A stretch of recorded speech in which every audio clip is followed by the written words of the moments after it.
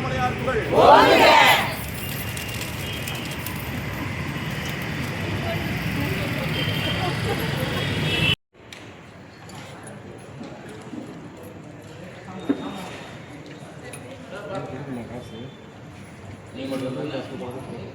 கரூர் சுவாமிநாதன் அவர்கள் இப்பொழுது இறைவணக்கம் பாட இந்த கூட்டம் இனிதே தொடங்குகிறது.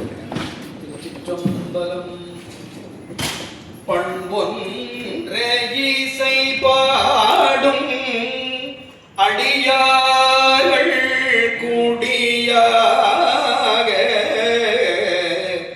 மண்ணில் வீவன் கொடுக்கும் மணிகள் மருவும் இடம் எண்ணில் முக்கோடி வாழ்நாளது உடையானி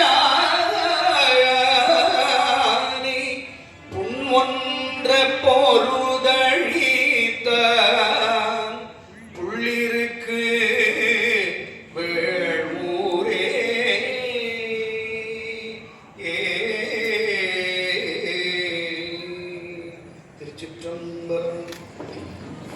ஐயா அவர்களுக்கும் என் பணிவான நன்றியினை முதலிலே தெரிவித்துக் கொள்கிறேன்.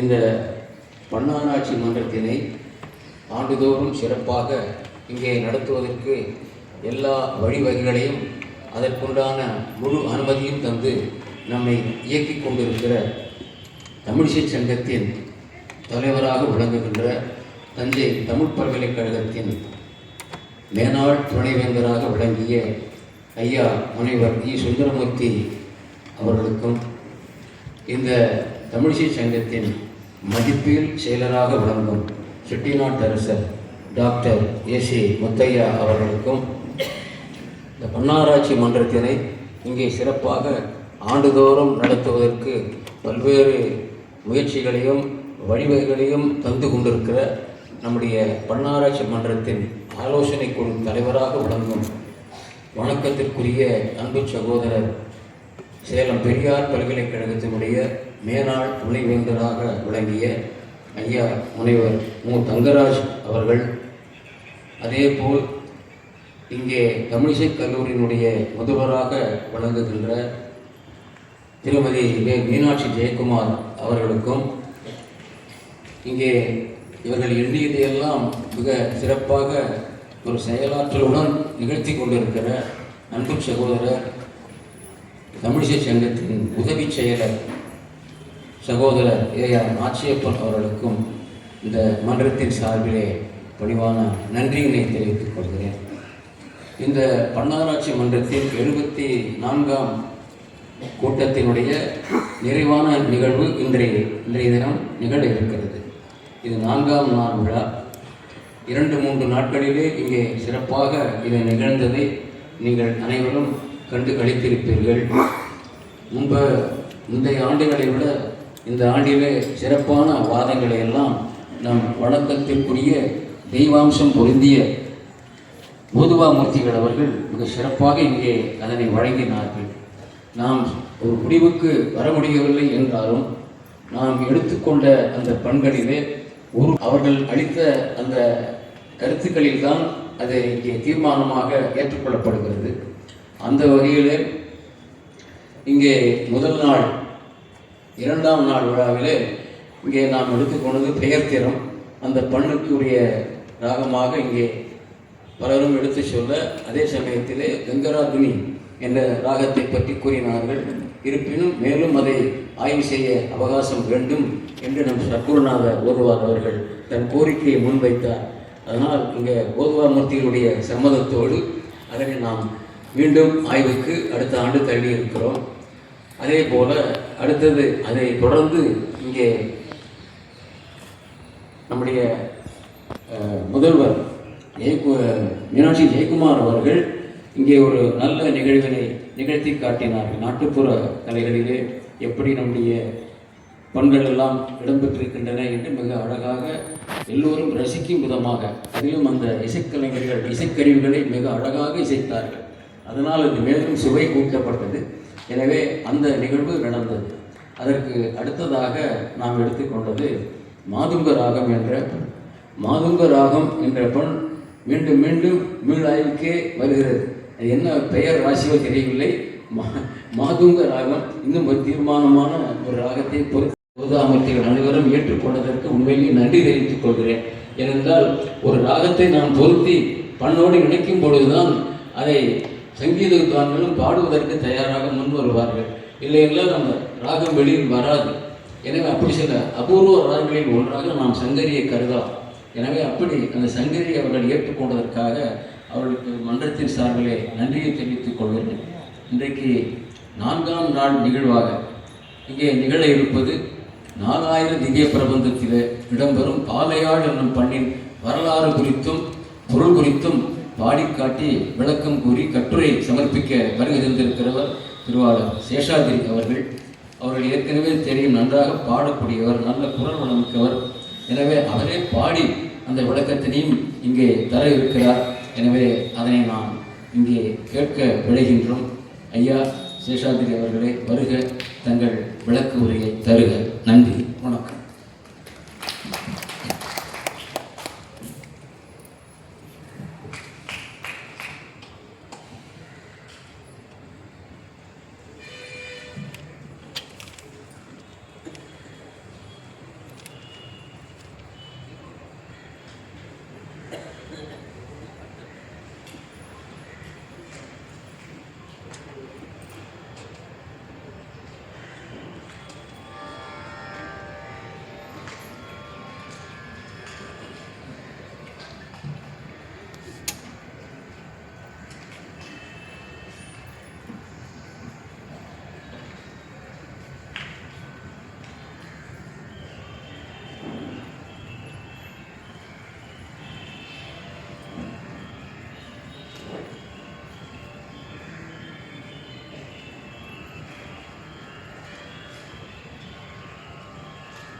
ஆழ்வார்கள் வாடி அருளிச்செயல் வாடி தாழ்வாதுவில் குறவர்தாம் வாடி ஏழ்வாரும் உய்ய அவர்கள் உரைத்தவர்கள் தாம்பாடி செய்யமறை தன்னுடனே சேர்த்து கற்றோர்கள் தாமுகப்பர் கல்விதன்னில் ஆசையுள்ளோர் பெற்றோம் என உணர்ந்து பின்துடற்பர் மற்றோர்கள் ஆச்சரியத்தால் இகழில் வந்ததன் நெஞ்சே இகழ்கை ஆச்சரியமோதான் அவருக்கு. மணவாள மாமனிகள் என்கிற ஆச்சாரிய பெருந்தகை அவர் அருளி செய்த உபதேச ரத்தினமாலை என்கிறதான அற்புதமான பிரபந்தத்தில் அழ்வார்களுடைய பெருமையும் அந்த அழ்வார்களுடைய அவர்கள் அருளி செய்திருக்கக்கூடியவைகளுக்கு உண்டான விஷயங்களையும் உரையாசிரியர்களையும் போற்றி அந்த நூற்றாண்டிலே வைணவ மரபிலே நமக்கு கிடைத்ததான அற்புதமான சான்றுகளை எல்லாம் தன்னுடைய நூலிலே பொறித்து வைத்திருக்கிறார். இந்த மாமன்றத்திலே, அதாவது நம்முடைய தமிழிசை சங்கத்தினுடைய 74வது இந்த பன்னாராய்ச்சி கூட்டத்தினுடைய அற்புதமான இந்த இடத்திலே கற்றறிந்த சான்றோர்கள் மிக பெருமளவில் கூடியிருக்கக்கூடியதான இந்த பெரித்ததான சபையிலே 4000 திவ்ய பிரபந்தத்திலே பாலை யாழை பற்றியதான செய்திகள் என்ன இருக்கின்றன என்கிறதான ஒரு தலைப்பிட்டு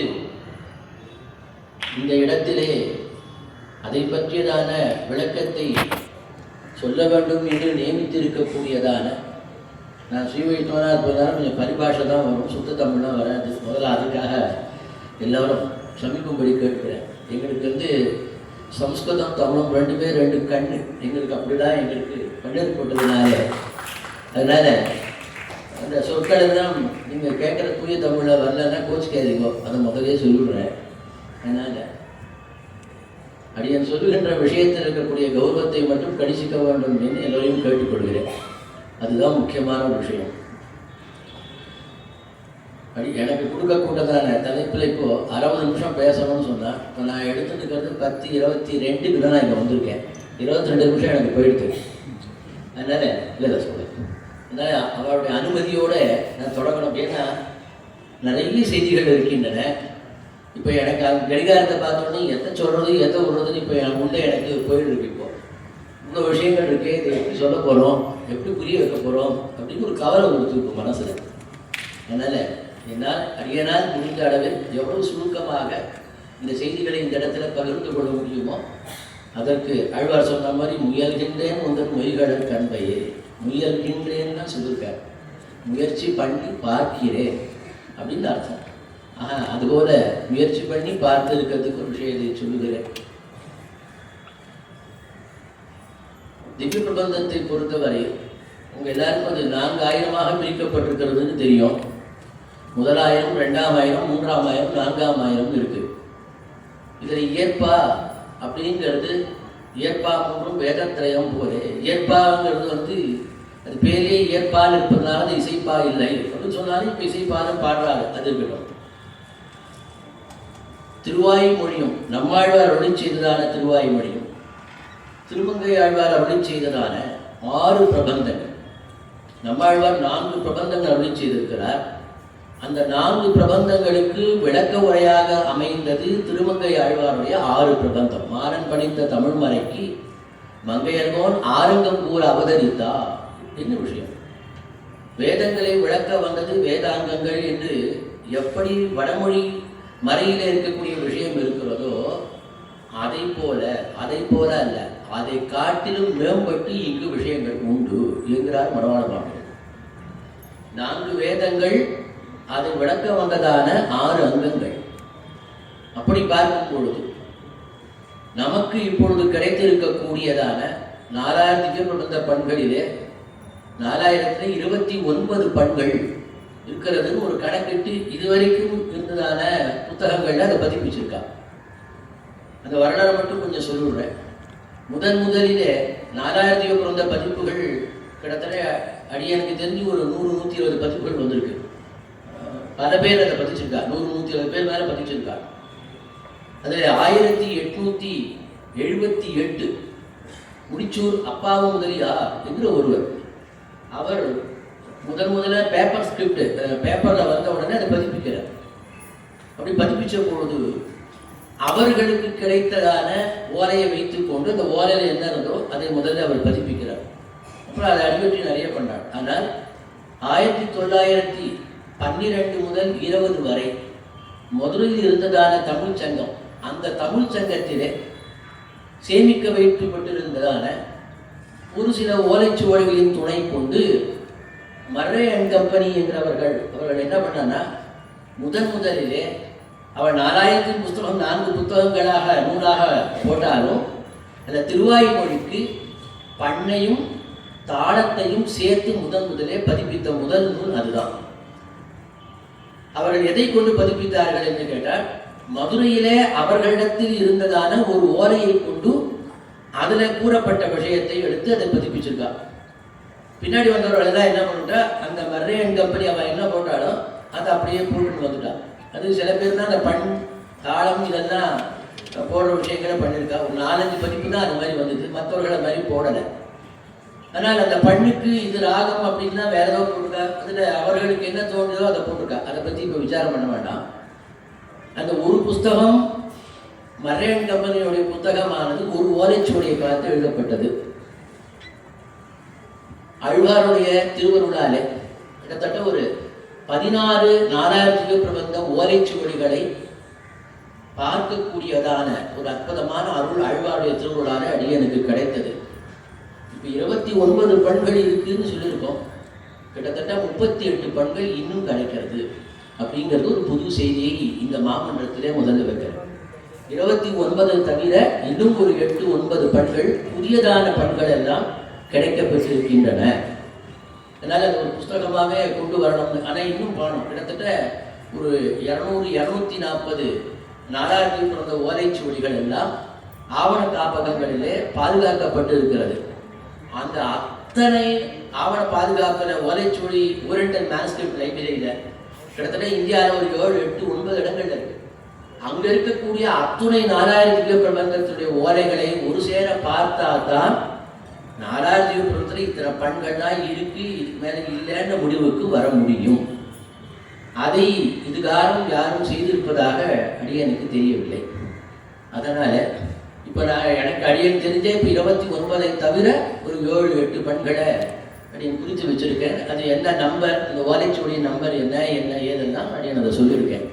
ஏன்னா அவர்கள் பதிப்பிச்ச போது என்ன இருக்குன்னு சொன்னால் அந்த ஓலைகளில் என்ன இருக்கும், கரையான் அழிச்சிடும், கேப் ஒன்றுமே இல்லாமல் இருக்கக்கூடியது அப்படி நிறைய இருக்குது. இப்போது அதுக்கெல்லாம் விஷயம் இல்லாமல் ஒரு நல்ல முடிவு அதுக்கு வர இருக்கிறது. 4வது யுகத்தை பொறுத்த வரைக்கும் பண்மரபு ரொம்ப அழகான முறையில் பாதுகாக்கப்பட்டு இருக்கிறது.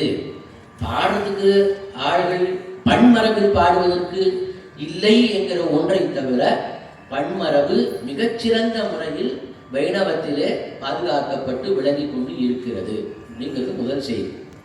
அதுக்கடுத்தது பண்மரபிலே தாளம்னு ஒன்று இருக்கு, 7 9 அப்படியெல்லாம் 4வது பங்கத்தில் போடப்பட்டிருக்கு. அது இப்போ இதுக்கு இன்னைக்கு அது விஷயம் இல்லை அப்படின்னால அடியனை பற்றி இன்னைக்கு சொல்ல விரும்பலை. இப்போ இந்த பண்மரபினுடைய விஷயங்கள் எப்படி வந்திருக்கிறது அப்படின்ற விஷயத்தை சொல்லிட்டேன். இதுக்கு மேலே இப்போ என்ன அப்படின்னா, இந்த ஓலைச்சுவடியில் எழுதப்பட்டிருக்கக்கூடியதான பண்கள் எல்லாம் அதெல்லாம் சரிதானா அப்படின்னு ஒரு கேள்வி வரும். அதெல்லாம் உண்மையான பண்களா, இல்லை இவர்களெல்லாம் இவ்வாறே தானாக எழுதி வச்சுட்டாளா? நம்மாழ்வாருடன் செய்த திருவாய்மொழியை மற்றும் ஒரே விஷயம்தான். என்ன அப்படின்னா, அந்த திருவாய்மொழிக்கு பண் வகுத்தவர் நம்மாழ்வாரே. ஆழ்வார்களிலே நம்மாழ்வார், நம்ம சங்கீத உலகத்தில் சொல்லுவோம் வாக்கியக்காரர்னு சொல்லுவோம். அந்த மாதிரி அவரே அதையும் எழுதி அதற்கு பண் அமைத்து மெட்டு அமைச்சு அவர் பாடியிருக்கார். இதை அடியன் சொல்லலை, அவரே சொல்ல. பண்தலையில் சொன்ன தமிழ் 1020 1000 பாசுரங்களும் பண் மரபிலே தான் நான் பாடினேன். அடுத்த ஒரு இடம் சொல்றேன், பண்ணின்பம் வரப்பாடும் பத்தருள்ளார் பரமார வைகுந்தம் நண்ணுவரே. இந்த பாசுரங்களை பண் மரபிலே பாடுபவர்களுக்கு நிச்சயம் வைகுந்த பதவி கிட்டியே தீரும். அதுக்கப்புறம் இன்னொரு இடத்துல திருப்பி இதே மாதிரி சொல்றார், பண்ணு வழியாக பாடுபவர்கள் எவர்களோ அவர்களுக்கு தான் கேசவன் தமர் என்று பெயர். கேசவனுடைய அடியார்கள் என்று சொன்னால் பண்மரபில் பாடுதல் என்பதுதான் முறை. 3 இடம் சொன்னேன், இந்த மாதிரி நிறைய இடம் இருக்கு. நினைவு அந்த இடத்த அடி சொன்னேன். ஆக அப்ப அவரே என்ன சொன்னார், பண்தலையில் சொன்ன தமிழ் 1000. அந்த இடத்துக்கு இதுல ரொம்ப வைணவத்துக்கு என்ன ஒரு பெரிய பெருமைனா, ஆழ்வார் அருளி செய்த திவ்ய பிரபந்தத்துக்கு உரை அருளி செய்த ஆசிரியர், உரையாசிரியருடைய பணி மகத்தான பணி வைணவ உலகத்தில் இருக்கு. இன்னைக்கு அந்த உரையாசிரியர்களாலே தான் இந்த பண் மரபானது காப்பாற்றப்பட்டு இருக்கிறது அப்படிங்கிறதுக்கு சில செய்திகளை இந்த இடத்துல நான் சொல்ல இருக்கிறேன். இப்போ இந்த பண்தலையில் சொன்ன தமிழ் 1020 அவர் சொன்னார். நான் பண்தலையை பண்ணுதான் சொன்னேன்னு அங்க உரையாசிரியர் எழுதுற பண்தலையில் சொன்ன தமிழ்னா என்ன, அதுக்கு பொருள் என்ன அப்படின்னு கேட்டா, நம்மாழ்வார் இடத்துல பண்கள் எல்லாம் வரிசையா கியூல நிக்கிறோம்.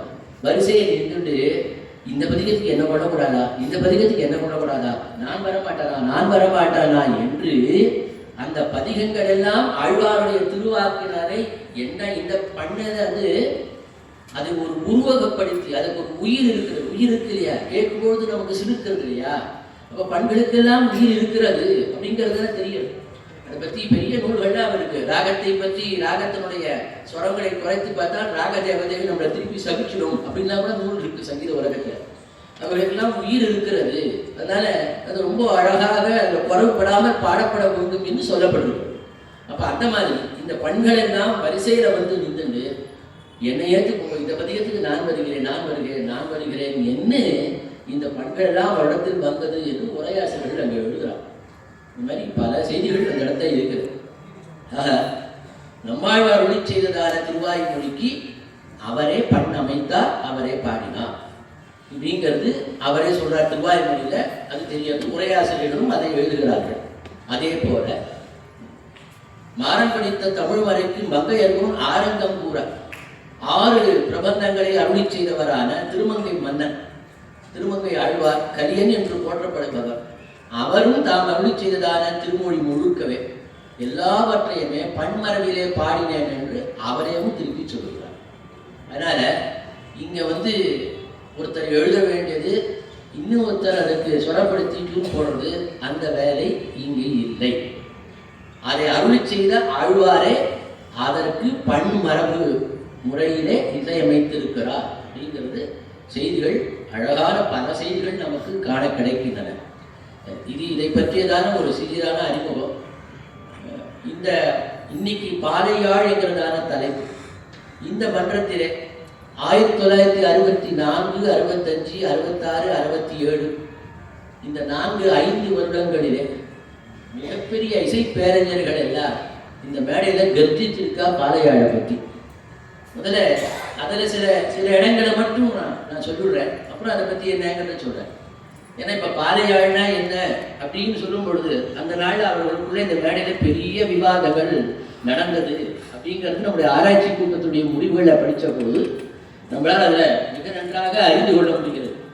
அதை நானே சொல்லாமல் அவர்களுடைய திருவாக்கினாலே அவர்கள் அதை பற்றி இங்கே என்ன பேசினார்கள் என்கிறதான செய்தியை நான் முதலிலே இந்த இடத்துல சொல்கிறேன்.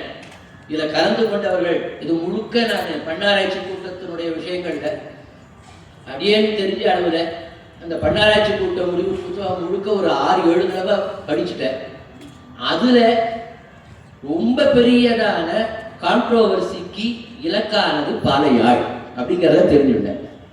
ஏன்னா அதை பற்றி நிறைய விவாதங்கள் இந்த மேடையில உண்மை கண்டு கருணை அஞ்சினதா, கருணின் கடுமை கண்டு கருணை அஞ்சினதா, கருணாநிதி உன்னை புகழ்வதும் பழுவாகலின் கொடுமை கண்டு கருணை அஞ்சினதா, கருணாநிதி உன்னை புகழ்வதும் பழுவா, எனது மனம் கவலை எனும் இருள் சூழ்ந்தார் எவரிடம் மூளையிடுவேன்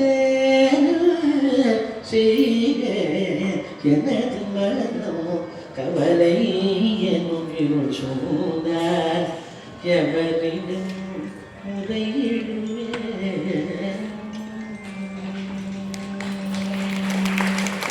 எந்த ஒரு நூல்லையும் எடுத்துக்கிட்டா ஆ போட்டிருக்க மாட்டாங்க, ஹா ஹரி. வடமொழி தான் ஹரிகாம்போதின்னு சொல்லுவாங்க, ஆனால் தமிழில் அது கரிகாம்போதி தான் அப்படிங்கிறதுக்கு நம்ம தேவாரத்துக்கு இலக்கணம் இருக்கு. ஆகவே ஹரிகாம்போதின்னு சொன்னால் நீங்கள் வடமொழியில் பேர் இருக்கு, நீங்கள் தமிழில் அதுக்கு அந்த ராகத்தை சொல்லணும்னா கரிகாம்போதின்னு வச்சுக்கலாமா? நான் சொல்லலை, தயவுசெய்து நீங்கள் முடிவு பண்ணிக்க. அதை தான் சொல்ல நான் முடிவு நான் சொல்லலை. இன்னொரு ஒரே செய்தி, அரி அப்படிங்கிற சொல்லுக்கு தமிழில் வண்டுன்னு அர்த்தம் உண்டு. அரிங்கிற சொல்லுக்கு நீங்கள் ஹாவே, நான் சம்ஸ்கிருத ஹா சொல்லலை, அகாரம் ஆ அரின்னு போட்டேன்னா வண்டுன்னு பேர். எம்பெருமானுக்கு வண்டுன்னு திருநாமம். வண்டாக இருக்கக்கூடிய எம்பெருமான் ஊதிய காம் ஊதினது தான் அரி காம்போதி. நீங்கள் அரி காம்போதி வச்சுட்டாலும் சரி, அரி காம்போதி வச்சுட்டாலும் சரி, யார் எது வந்தாலும் சரி, அரி என்பதற்கு வண்டுன்னு அர்த்தம் உண்டு. சங்கீத நூல்கள் அரி அரி அரி தமிழில் அரிங்கிறதுக்கு சிங்கம்னு அர்த்தம் உண்டு. அந்தியம்போதில் அரி உருவாகி அரியை அழித்தவனை. அரி உருவாகினா சிங்கம், சிங்கம் உருவாகி அரினா எதிரின்னு அர்த்தம் உண்டு. அரிங்கிற சொல்லுக்கு தமிழ்ல கிட்டத்தட்ட 7-8 அர்த்தங்கள் சொற்கள் பொருள் உண்டு. இப்ப அரிங்கிறது அரித்தல். வண்டுக்கு என்ன பண்ணணும்னா வண்டு குடலை அரித்தது, அதனால அது அரி. அந்த அரித்து காம்பு ஊதி, அந்த அரி காம்பு தான் அரித்தல் அர்த்தம் கொடுத்ததுனால எம்பெருமானும் அந்த குடலை அரித்து அரித்து அந்த காம்பை ஊதுவதினாலே அதுக்கு அரி காம்பு ஊதி அப்படின்னு பேர். அதனால அரிகாம்பு சொல்றது ஒரு இடத்துலையுமே சங்கீத நூல்கள்லாம் எடுத்து பார்க்குறப்ப இன்னைக்கு கூட எழுதுறப்ப என்ன எழுதுறாங்கன்னா ஹரிகாம்போதி தான் எழுதுறாங்க. ஹரிகாம்போதி எழுதி நான் பார்க்கல, ஏன்னா ஹரிகாம்போதி தான் எழுதுறாங்க. ஆனால் தமிழ் படுத்தும் பொழுது கரிகாம்போதியாக இருக்கலாம் அப்படிங்கிறது. இன்னொன்று நம்ம சென்னை அண்ணாமலை பல்கலைக்கழகத்தில் இசைத்தமிழ் மாநாடு நடத்தினாங்க. அந்த மாநாட்டில் நம்ம அண்ணாவை சேஷாத்திரி அண்ணாவை கூப்பிட்டு பெரும்பாளர் என்ற விருதை கொடுத்து பாராட்டினாங்க.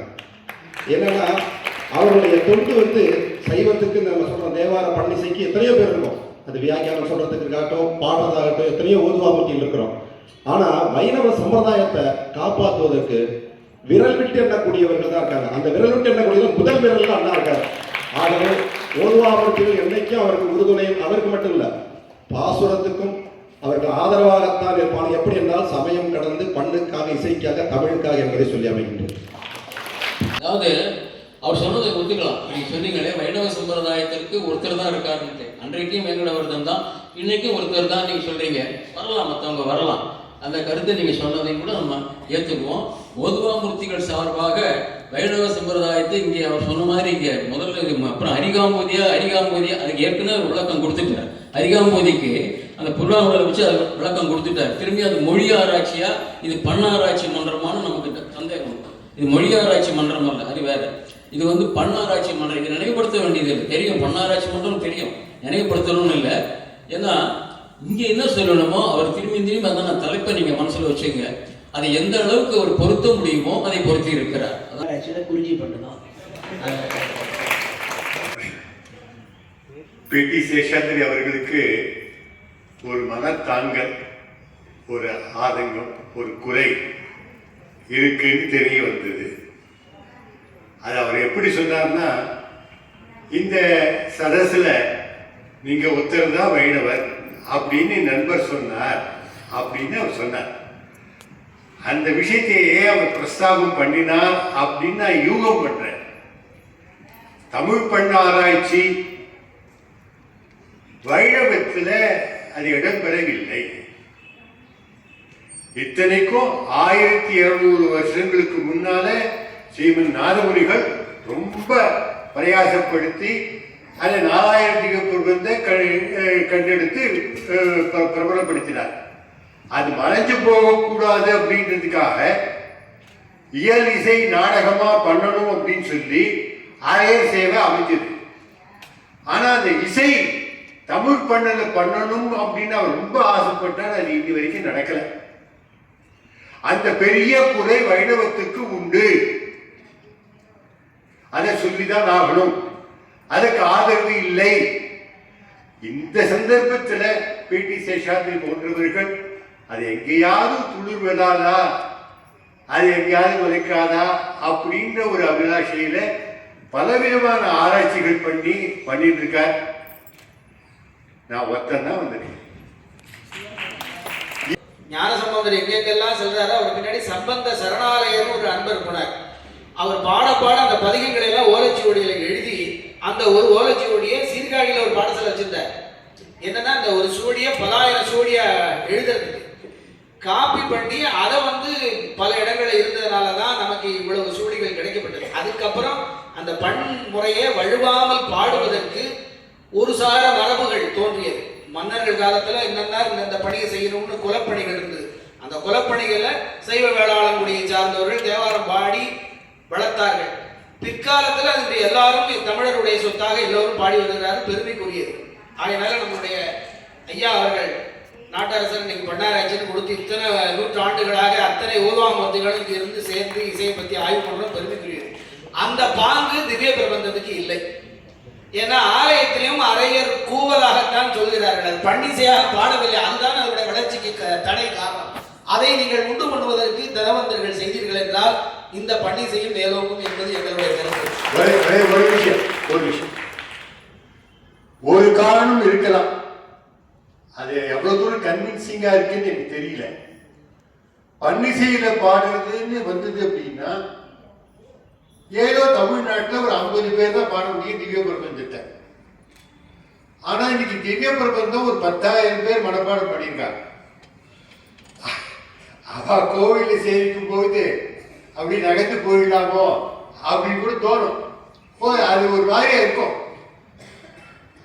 இப்போ புஸ்தகத்தை வச்சுட்டு படிக்கிறதுக்கு அலோவ் பண்றான். ஏன்னா நாதமுனிகள் காலத்துல திவ்ய பிரபந்தம் வழக்கு ஒழிஞ்சு போயிடுச்சு, யாருக்கு என்னன்னு தெரியல.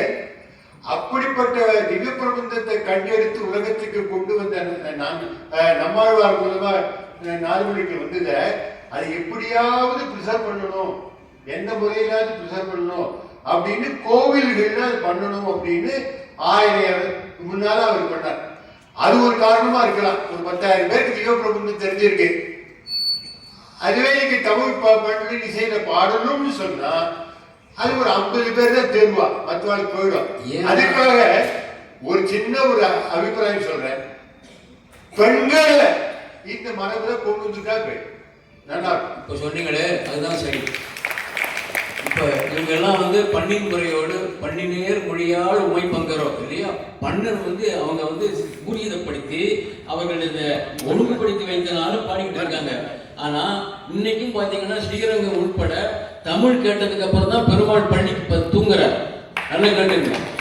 சமஸ்கிருதத்தை மட்டும் கேட்டு அவர் பள்ளியறை இப்ப படுக்கல. நல்ல கேட்டுங்க. குலம்தோறும் செல்லும் தந்திடும் முடியாதுங்கிறத பாடுறாங்க. என்ன பாடுறாங்கன்னா எப்படி பாடுறாங்க? ஏன்னா நம்ம பள்ளின் முறைப்படி ஐயா சொன்னபடி அதை செய்யலை. நீங்க செய்யணும்னு சொன்னீங்க. நல்ல கருத்து. செஞ்சாதான் பாட முடியலன்னா அவங்க எப்படி பாடுறாங்க தெரியுங்களா? அதை வேதம் மாதிரி தானே பாடுறாங்க.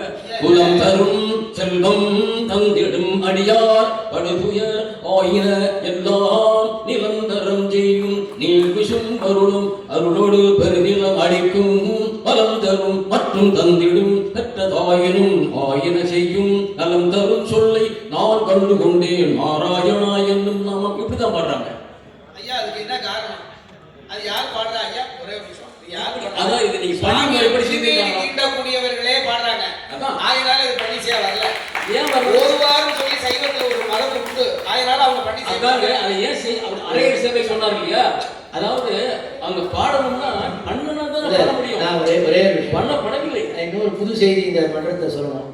ஓதுவார் என்பது வைணவர்களுக்கும் உண்டு. ஓதுவார் ஓத்தெல்லாம் எவ்வுலகத்தில் எவ்வவையும் சாதுவாய் வழி நின்று உளி தருவர் என்று பன்னிசையை பாடுபவர்களுக்கு ஓதுவார் என நம்மாழ்வாரே சொல்லியிருக்காரு. ஒன்று. அப்போ ஓதுவார் என்பது தேவாரமே எங்களுக்கு உண்டு. உம்முடைய தேவாரமோ என்று கேட்கிறார். எங்களுடைய பூஜை அறைக்கு தேவாரம்னு பேர்.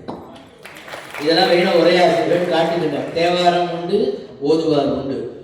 நீங்க சொல்ற பொருள் அல்ல, வேற பொருள் இல்லை. ஓதுவார் ஓத்தெல்லாம் எவ்வுலகத்தை எவ்வகையும் சாதுவாய் வழி நின்று உளிதருவார். நாலு வேதத்தை ஓதுறவங்களுக்கு ஓதுவார்னு பெருந்துக்கா அவர் சொல்றாரு. ஓதிய வந்த வாய்மைகளுக்கு சொல்றாரு. 4 வேதத்தை ஓதுறாங்களா அவங்களுக்கு தமிழ்ல ஓதுவார் தான் பேரு. சமஸ்கிருதத்துல வந்து வேற பேர்லாம் இருக்கலாம், பண்ணிட்டு இருக்கலாம்.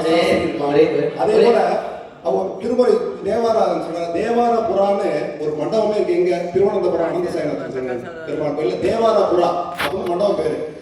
அப்படி தேவாரன்ற பேரு அவங்களுக்கு உண்டு. அது போல ஓதுவார்ன்ற சொல்லு பொதுச்சொல். அது வந்து திருமுறை பாடுறவங்களுக்கு ஓதுவார் மூர்த்தி, 4 வேதத்தை பாடுறவங்களுக்கு ஓதுவார் தான் வைணவன். அதனால ஓதுதல், ஓதுவித்தல், வேட்டல், வேட்பித்தல் சொல்றாங்கல்ல, அது போலதான் இது. ஓதுவார் நம்மளுக்கு மட்டும் இல்ல, நம்ம திருமுறை ஓதுறோம், அவங்க வேதத்தோடு எல்லாம். அதான் இப்போ அவர் வந்து சொன்னார் வந்து ஏன் வைணவம் மட்டும் சொல்லுவேன். வைணவத்தை ஏன் பரவாயில்லன்னு ஒரே ஒரு ஹிஸ்டரி வரலாற்றை மட்டும் நான் ஞாபகம் வச்சுக்கணும். சைவ திருமுறைகளை பற்றி இருக்கிறது அது வரலாறு வேற. வைணவத்தில் 4000 திவ்யப்பிரபந்தம் அடியோட ஸ்கிரிப்டே கிடைக்காத காலம் நாதமுனிகளுடைய காலம். இதை நல்லா புரிஞ்சுக்கணும். ஸ்கிரிப்டே அழிஞ்சு போச்சு, மூலமே இல்லை. இப்போ நாதமுனிகள் என்ன பண்ணார்? ஏன் மூலம் போச்சு அப்படின்னு ஒரு கேள்வி வந்தது. அதற்கு முன்னாலே பன்மரபிலே பாடப்பட்டு வந்தது. ஆனால் பன்மரபிலே பாடுவதற்கு மக்கள் குறைஞ்சி போயிட்டு பல காரணங்கள், வெளிநாட்டில் இருந்த படையெடுப்பு, பலவிதமான காரணங்களினாலே அந்த பன்மரபு பாடுவதற்கு ஆள் இல்லைன்னு உடனே நாதமணிகள் என்ன பண்ணார்? திருப்பியும் இந்த நாராஜ்ய பொருள் அழிச்சு போயிடுமோன்னு பயந்து போய் அவர் இந்த வேதம் மாதிரி 4 ஸ்வரத்தை வச்சு பன்மரங்களை பாட முடியாதவாறு கூட இந்த மனப்பாடம் பண்ணி ஸ்கிரிப்ட மூலத்தை காப்பாற்றும்போள். அதுதான் நாதமணிகளுடைய பெரிய பெருமை. அதுதான் ஏன் அப்படின்னு கேட்டா அவர் அதை மட்டும் பண்ணல. அப்புறம் 2 பேரை தான் சூஸ் பண்ணார். பாட்டு பாடுறதுக்கு ஆள் கிடைக்க மாட்டார். மேலே எகத்தாழ்வான் கீழே எகத்தாழ்வான்னு 2 பேருக்கு பன்மரங்களை சொன்னினார். அவரால் 2 பேர் தான் தயார் பண்ண முடிஞ்சது.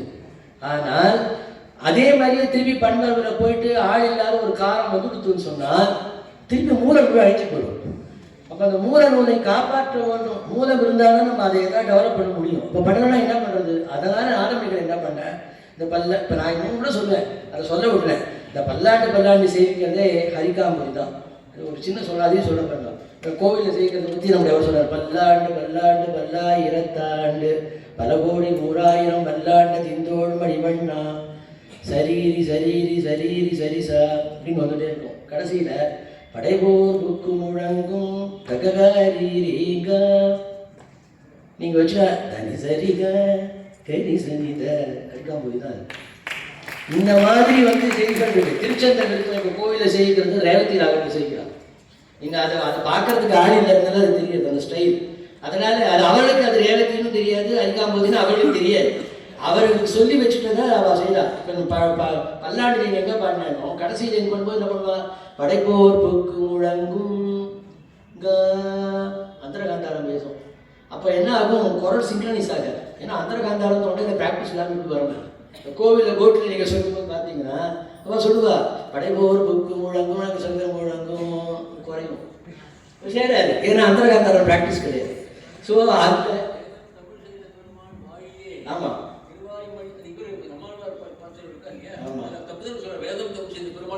ஆமாம் அதனால நாதமுனியுடைய பணி குறைவு இல்லை. ஏன்னா அவர் என்ன பண்ணிவிட்டார், இன்னைக்கு வைணவ உலகத்தில் ஒரு 10,000 சொன்னார், குறைஞ்சபட்சம் ஒரு 30,000 பேர் 4,000 பார்க்காம சொல்லுவோம்.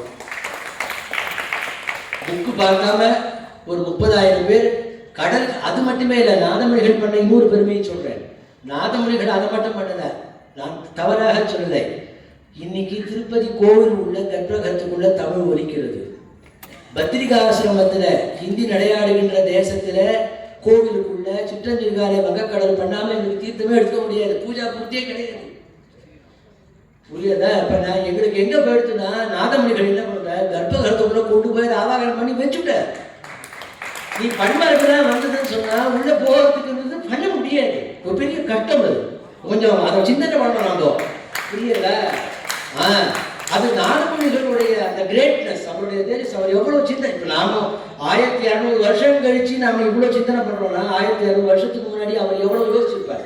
அப்போ மூலமாகிற தமிழ் நூல் காப்பாற்றப்படும். ஐயா சொன்னது சத்தியமா நாங்கள் ஒத்துக்கிறோம். ஏனென்றால் பன்முறைப்படுத்தியதனால் அர்த்த மண்டபத்தில் கூட தற்கால ஓதுவார்கள் போய் பஞ்சபுராணம் பாட முடியாத நிலை இருக்கு. ஏனென்றால் நம்ம திருமுறைகளை நிறைய சொல்லப்பட்டிருக்கு. சாதி குலம் பிறப்பு என்னும் சுழிப்பட்டு தடுமாறின்னு மாணிக்கவாசர் சொல்லிட்டார். அந்த நிலை இன்னும் அர்த்த மண்டபத்துக்கு போக முடியாம பாரம்பரியமா பாடிட்டு இருந்த உதவாமூர்த்திகளே போக முடியாத நிலை இருக்கு. நீங்க சொன்னது இந்த பன்முறை இல்லாத காரணத்தினால இன்னைக்கு கருவறையில் இருக்குன்றது நீங்க சொன்னீங்க, நாங்க ஏற்றுக்கொள்கிறோம். இதுக்கு மேல நான் பொறுத்திருந்தேன்னா இனிமேலே நான் பேச வேண்டியதெல்லாம் பேசிட்டு இருக்காங்க. அதனால என்னுடைய பணிவான வணக்கத்தை தலைவர், ஒருங்கிணைப்பாளர் உள்ளிட்ட அறிஞர்கள் உள்ளிட்ட அவைக்கு தெரிவித்துக் கொண்டு, மிக அருமையான ஒரு உரையை சேஷாதிரி ஐயா அவர்கள் இன்று படைத்து 4000 திவ்ய பிரபந்தத்தில் இந்த பன்முறை, பாலையாழ் பன்முறை எப்படி பயன்படுத்தப்பட்டிருக்கிறது என்பதையெல்லாம் அருமையாக சொன்னார்கள். பொதுவாக ஒரு கருத்து உண்டு, தமிழ் தழைக்க வந்த வழிபாட்டு முறைகளில் யாரும் வித்தியாசமாக நினைக்கக்கூடாது. சைவ கோயில்களை விட வைணவ கோயில்களில் தமிழ் தழைத்து வாழ்கின்றது இன்றளவும். அதற்கு நாதமுனிகள் செய்த திருத்தொண்டை ஐயா அவர்கள் சொன்னார்கள். அது வடநாட்டில் போய் நீங்கள் ஒரு பெருமாள் கோயிலில் போய் நீங்கள் வழிபாடு பண்ணணும் இல்லை, நான் முடிச்சிடுறேன். ஏன்னா மைக் கொடுத்தா விட மாட்டேங்கிறீங்க. இந்த எண்ணத்தை நாம் மனசில் எடுத்துக்கிட்டு பெருமாள் கோயிலில் போனோம்னா அத்தனை தமிழ் உள்ளார்ந்த தமிழை அவர்கள் உணர்ந்து, அதனால் அவங்க அந்த பன்முறையை பற்றி ஒரு சிந்தனை இல்லாமல் குறுகிய அளவு தான் அவங்க பன்முறை. அதுலேயே விவாதங்கள் இது இல்லை அது இல்லைன்னு விவாதிக்கக்கூடிய விஷயங்கள் இருந்தாலும், தமிழ் வாழ்வது என்பது, தமிழ் வழிபாட்டு முறையில் உள்ளூர கலந்து வாழ்வது என்பது பெருமாள் கோயிலில் அங்கே மட்டும்தான் இன்றளவும் நடந்து வருகிறது. அதே போலவே நமது கரூர் ஐயா சொன்ன மாதிரி கர்ப்பகிரகத்துக்குள்ள போய் தமிழால் அர்ச்சித்தோம் என்று ராஜராஜ சோழன் காலத்தோடு அதுக்கப்புறம் இப்போ நீங்கள் ராஜராஜ சோழன் கோயிலில் உள்ள போய் இல்லை இருக்க, நான் பேசுறது சொல்லுவேன், அர்ச்சித்தாரா என்று சொல்ல முடியாது. ஆனால் கும்பாபிஷேகத்தில் மேலே நின்று முழங்கினாரு, நான் சொல்றேன். அந்த பெருமை அவருக்கு கிடைக்க பெற்றிருக்கிறது. ராஜராஜ சோழ சக்கரவர்த்தி காலத்தில் அவரே அபிஷேகித்து அர்ச்சித்தார், வேதங்கள் இன்றி வழிபாட்டு முறைகள் இருந்தது என்று சொன்னார்கள். அந்த கோவில் உள்ளார கோவில்ல இறைவனை நேரடியாக ஸ்பரிசிக்கின்றவர்கள். அவர்கள் தமிழை உணர்ந்து அவர்கள் போற்றிய தமிழால், தமிழ் நாதத்தால், தமிழை வேதமாக்கிய அந்த வேத முறையால், அந்த 4 ஸ்வரங்களை சொன்னார்களே, அந்த வேத முறையால் அவர்கள் அபிஷேகித்து மகிழ்ந்தார்கள். அந்த தமிழ் இன்றளவும் தமிழ் பொங்குகின்ற இடமாக எந்தவித பேதமும் இல்லாமல் பெருமாள் கோயில்களில் கணேஷ் ஆழ்வார் இருக்காரு. அது ஐயா ஒத்துக்கிறாரா தெரியாது. ஆனால் அங்கே ஒரு தும்பிக்கையார் நம்பிக்கையார் கொடுக்குற ஒரு சன்னதி ஒன்று நிச்சயமாக இருக்கும். திருமலைக்கு போனால் இன்றைக்கும் திருமலை பற்றி விவாதம் இருக்குது. இது சிவன் கோயில் சில பேர், பெருமாள் கோயில் சில பேர், இல்லை இது முருகன் பின்னாடி பார்க்க மயில் தெரியும் என்று சொல்பவர்கள் இன்னும் இருக்கிறார்கள். தாழ் சடையும் நீன்முடியும் உன் மழுவும் சக்கரமும் சூழறவும் பொன்னானும் தோன்றுமால். திருமால்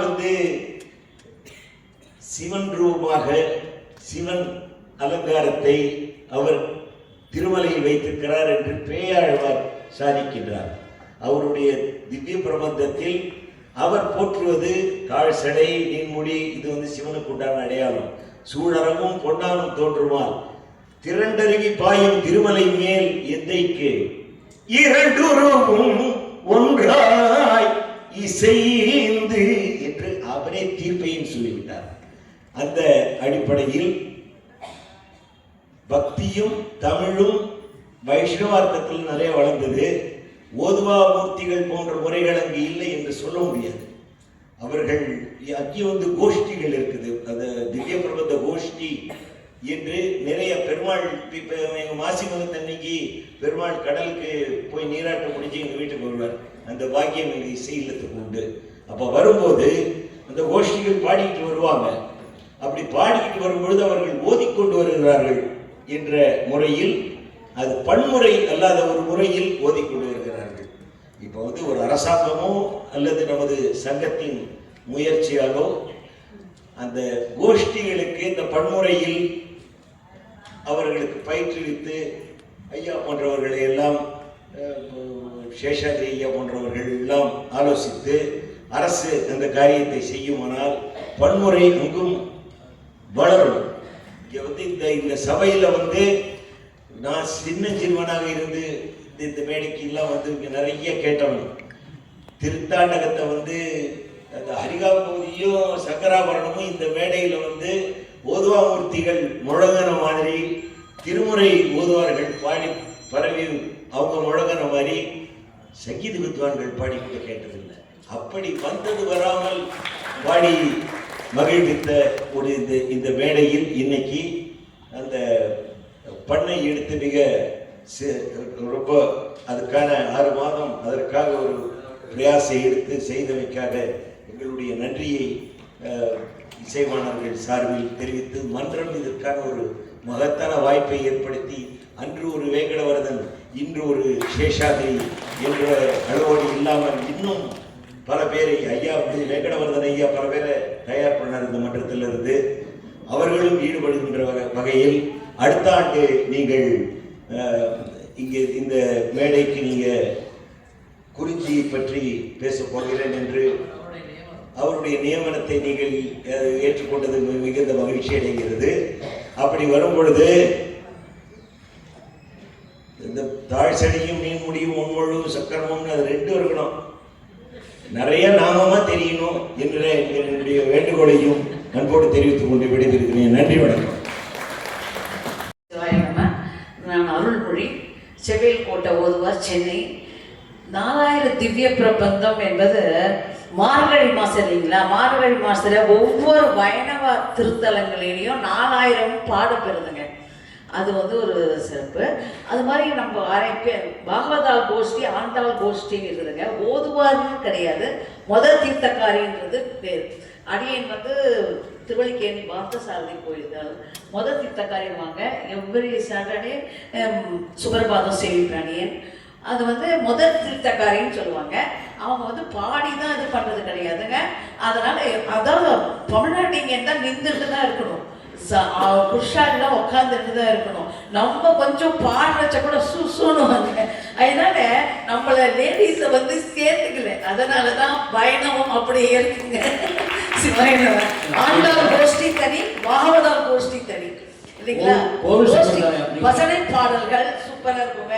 பாவலரும் கைத்தட்டும் விதமாக இருக்கும். பாடல்கள் வந்து அந்த ராகம் தாளம் தெரிஞ்சவங்க தான் ரசிக்க முடியும் இல்லைங்களா? பாமரரும் ரசிக்கும்படி எப்படி கண்ணதாசன் பாடல்களை பஜனை பாடல்கள் வந்து பாடுறாங்க. இன்னைக்கு திருக்கோயிலை சுத்தி பாடிட்டு வருவாங்க. இந்த மாதத்துல திருப்பாவை பாடுறவங்க இருக்காங்க, திருப்பாவை பாடிட்டு வந்துட்டு இருக்காங்க காலங்காத்தால. அதே மாதிரி திருமுறை பாடுறவங்களும் உண்டு. நீங்க பாபநாசம் சிவன் உங்களுக்கு தெரியும், எவ்வளவு பெரிய மகா மேதை இசை பேரறிஞர். அவரு ஒரு கோஷ்டியோட கோயிலை சுத்தி குடிக்காம பாடிட்டு இருந்ததை நான் சிறு வயசுல இருந்து பார்த்திருக்கேன். அதனால அது கோவில் சம்பிரதாயம், அது இப்ப இங்க வேண்டாம். இங்க வந்து பண்ணை பற்றி ஆராய்ச்சி பண்ணுறோம், நேரம் ஆயிடும். எனவே மூர்த்திகள் இசைப்பள்ளியின் வாயிலாக வெளியில் வந்திருக்கின்றார்கள்.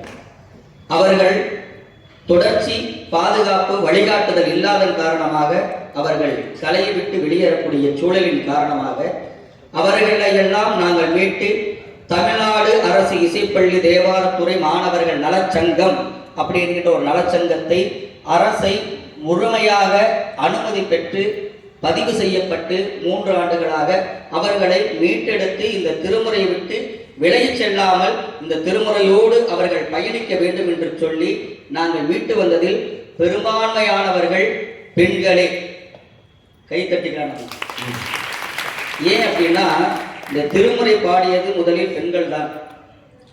27 ஆசிரியர்களும் சரி, இன்றைக்கு பாடிக்கொண்டிருக்கக்கூடிய இந்த தேவார திருமுறைகளை மாமன்னர் ராஜராஜ சோழர் மீட்டெடுத்து அதை அரங்கேற்றம் செய்வதற்கு பண்ணமைத்து கொடுத்த அம்மையாரில் இருந்து பயின்ற அத்துணை ஓதுவாமூர்த்திகளும் இங்கு வந்து 3 நாட்கள் இந்த பன்னாரத்தில் கலந்து கொண்டு வண்ணமாறு செய்கை செய்ய வேண்டும் என்று சொல்லி பணிவோடு கேட்டுக்கொள்கின்றன. தஞ்சை தரணியிலே பிரகதீஸ்வரர் ஆலயத்தை நிறுவிய ராஜராஜ சோழன் என்று வந்திருக்கிறீர்கள்.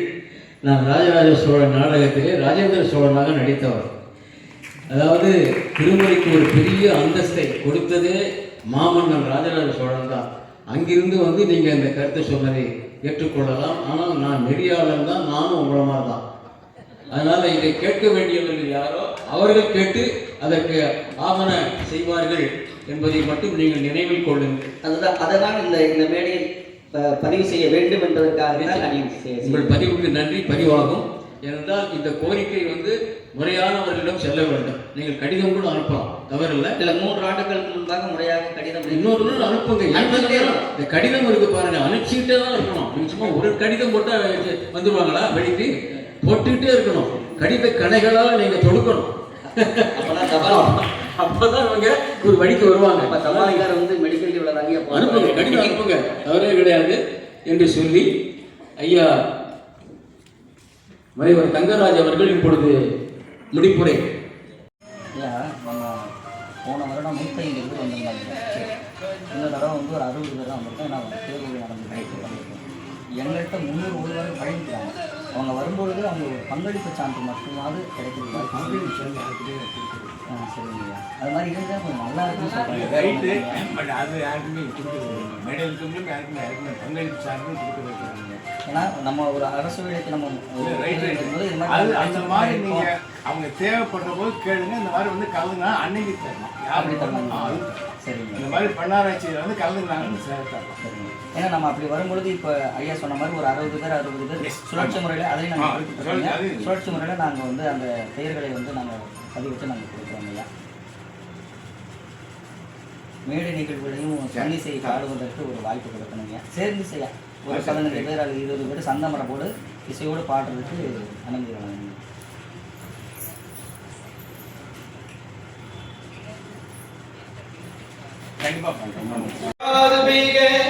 மலிவளம் சுரக்க மன்னல் கோன்முறை அரசு செய்க குறைவிலாது உயிர்கள் வாழ்க நான்மறை அறங்கள் ஓங்க நட்டவம் வேள்வி மல்க மேன்மைகள் சைவ நீதி விளங்குக உலகம் எல்லாம்